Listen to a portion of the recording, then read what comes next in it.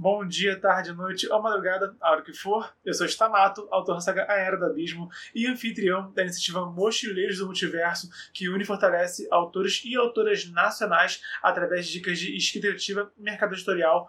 Hoje eu vou falar do segundo ato do livro Dragões de Éter, Caçadores de Bruxas, que é uma série de vídeos que eu faço analisando de forma mais aprofundada cada livro. Então já falei aqui já em vários vídeos sobre a Lenda de Drizzt, Pátria. Esse é um livro assim, que eu já cobri ele por completo. Eu estou fazendo vários vídeos mais aprofundados ainda, capítulo por capítulo, do Caldela e do Tolkien, especificamente do Inimigo do Mundo e da Sociedade do Anel. E agora eu estou relendo e também estou analisando aqui de forma mais aprofundada cada ato desse livro, e vou também depois fazer um vídeo completo da minha visão geral do conjunto da ópera, né, sobre essa leitura aqui. Então esse segundo vídeo já tem o primeiro. Se você não conferiu, confere depois desse vídeo, e não tem spoiler, tá? Então se você não leu ainda, tranquilo, pode vir comigo. Então, logo de cara, eu achei interessante nesse segundo ato do livro como que o Dracon ele orquestra os pilares da escrita criativa, que são personagens, cenário e enredo. Quando você pode perceber, os livros que você mais gosta são os livros que você realmente se apegou ao elenco, ao mundo apresentado e à história em si. Às vezes a história é boa, mas o elenco peca. Às vezes o elenco é bom, mas o mundo é meio sem graça, sabe? E quando os livros mais famosos, os mais bem-sucedidos, são os que conseguem trazer, assim, de forma satisfatória esses três elementos, né? Por isso que eu sempre analiso isso tudo enquanto eu leio e enquanto eu trago aqui a minha opinião, né, a minha crítica, a minha análise de escritor aqui no canal.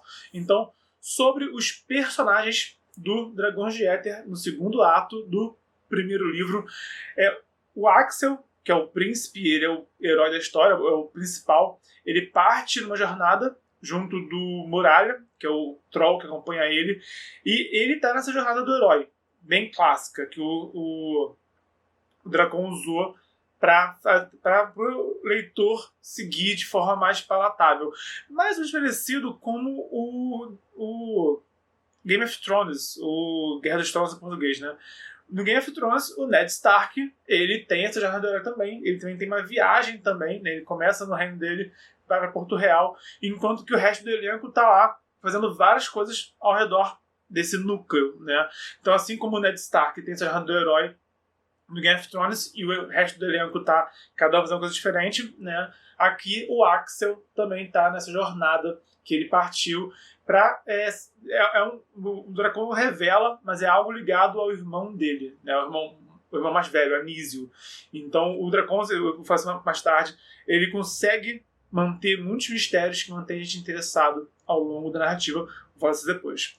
Além do Axel, a Ariane, que é a Chapéu Azul e Vermelho, ela descobre que existe bruxaria branca. Ela descobre que nem toda magia é maligna, e ela descobre o passado dela também. Ela descobre respostas, coisas que ela nem tinha assim, parado para pensar a respeito, né? Até então, que ela ainda é uma criança, né? Agora é tipo pré-adolescente, está chegando agora na adolescência. Então isso é interessante porque evolui ela, né? Antes ela era só uma criança, agora ela vai ter um tom mais místico, né? Mas também apresenta novas camadas do mundo, né? Antes a bruxaria tinha sido caçada e ponto final. Agora, peraí, existem bruxas brancas e bruxas negras, existem existem bruxas boas e bruxas mais, sabe? Bruxas broas. Bruxa broa, vou anotar essa depois. Enfim, então a Ariane ganha essa profundidade e apresenta mais do universo ao mesmo tempo.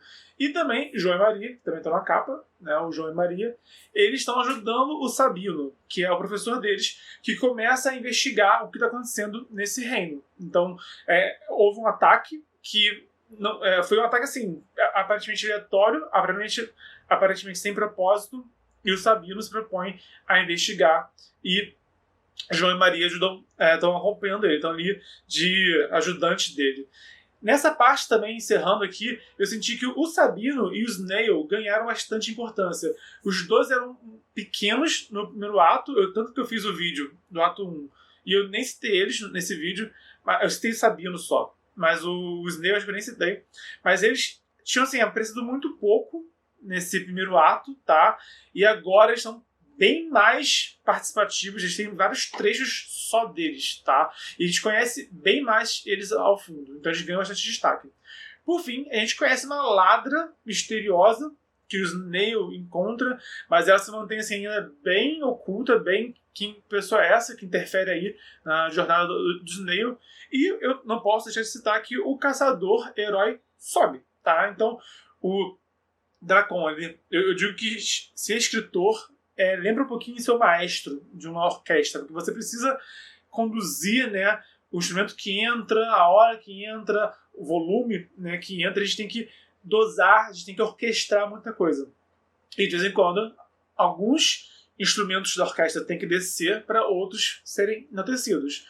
No caso, eu senti que o Caçador ele realmente foi interessante na primeira parte, aqui ele dá uma sumida. Eu nem sei, eu não li ainda o resto da quadrilogia sobre isso, só tô lendo agora, e depois eu vou emendar na leitura dos próximos. Mas eu nem sei se o Caçador volta a ser importante depois do primeiro livro. Mas por enquanto ele foi bem importante no começo, agora deu sumida. Faz parte, porque é muito personagem, tá? E o Dracon ele sabe dosar os personagens. Tem mais que eu não citei aqui, que se eu ficar citando cada um, né, fica gigante o vídeo, né, o rei também é importante, mas eu sinto que esses são realmente os principais, esses que eu citei aqui. Axel, Ariane, Jo e Maria, Sabino e Snail são os mais interessantes nessa parte aqui do livro.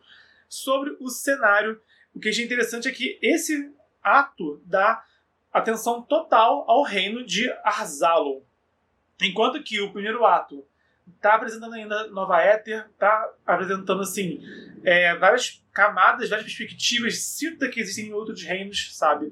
Mas ainda é algo assim, ainda muito pequeno ainda, sabe? A gente está tendo no ato 1, a gente tem essa visão mais ampla da história desse mundo, né? De como é que esse mundo funciona, os semideuses e tudo mais.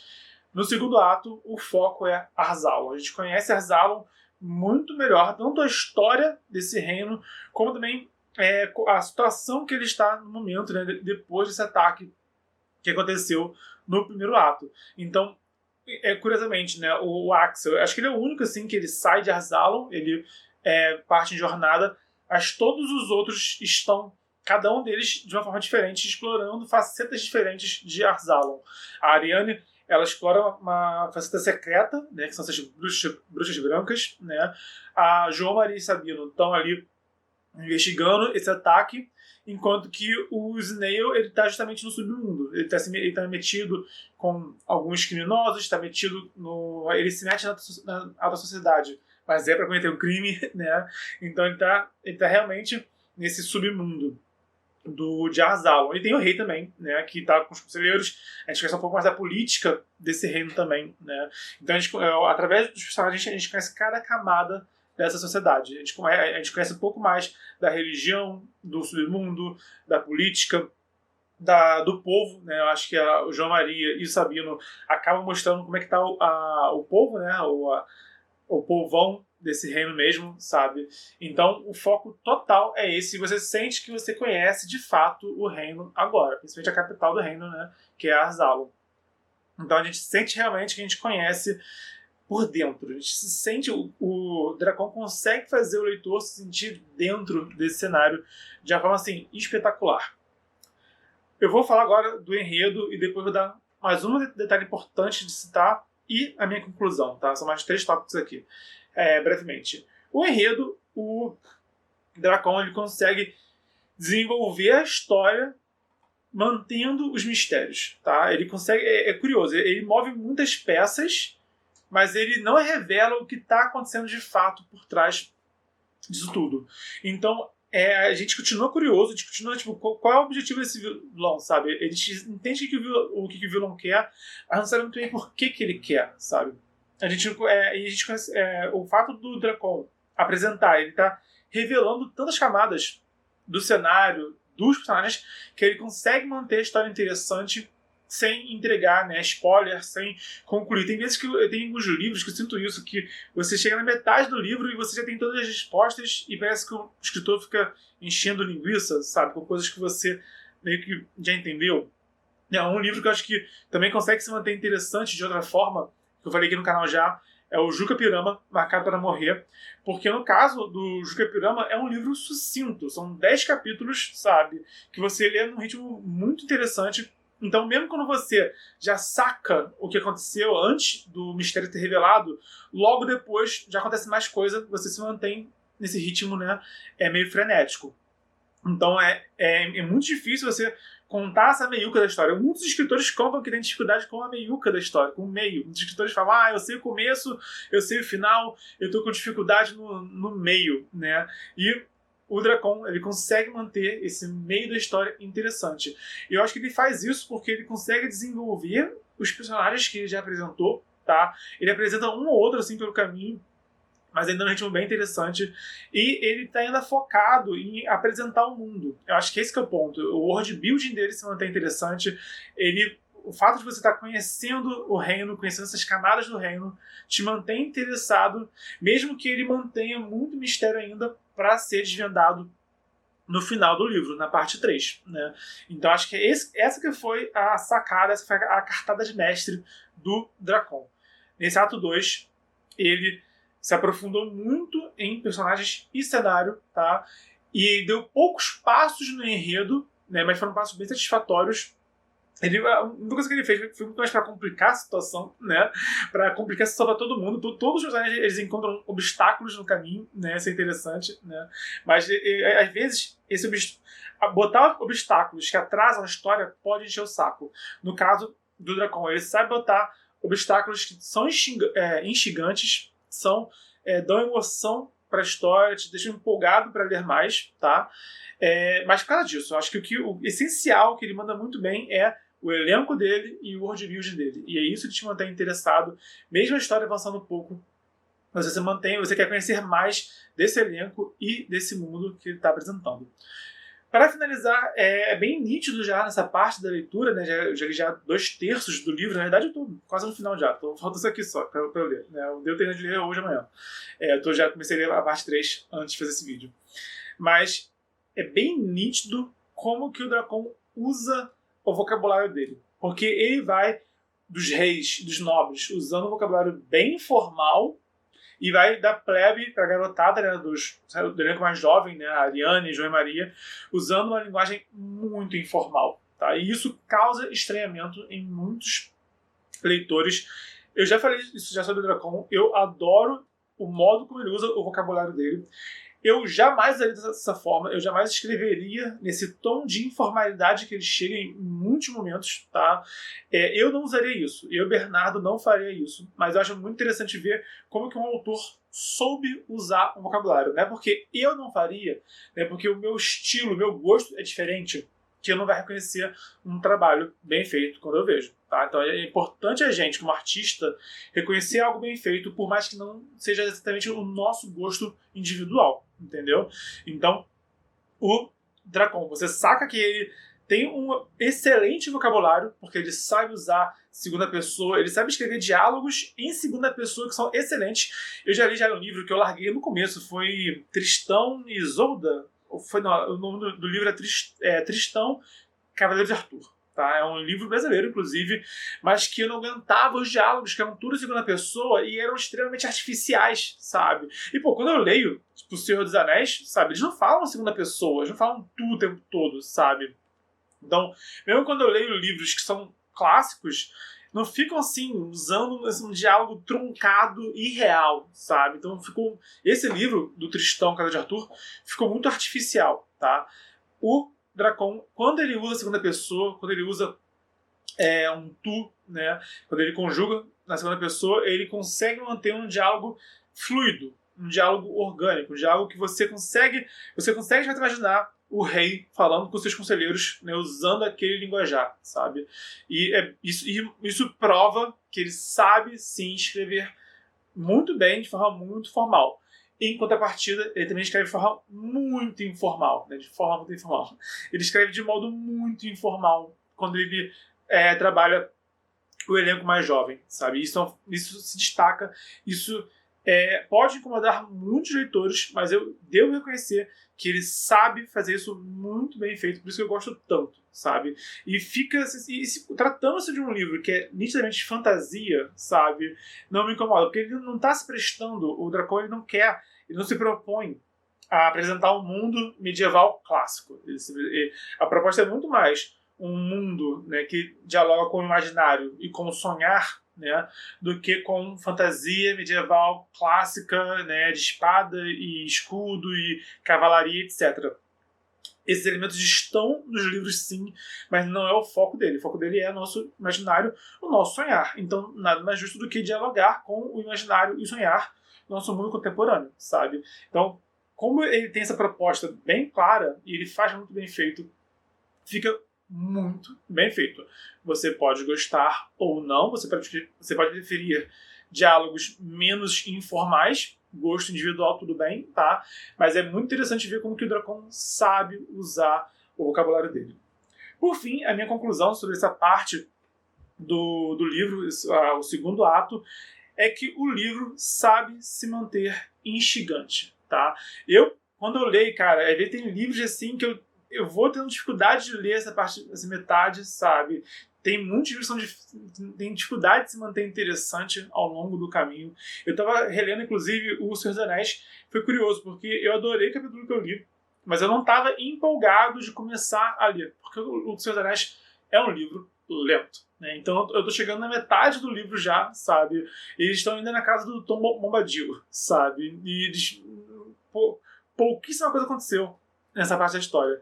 Quando eu li, eu adorei, né? E aí eu falei, caraca, isso aqui é muito bom, eu quero continuar lendo, né? Mas eu senti que eu tive que fazer esse esforço para começar a leitura, né? Então, um livro hoje em dia que você consegue ler sem ter que fazer esse esforço, eu acho muito mais interessante, muito mais convidativo.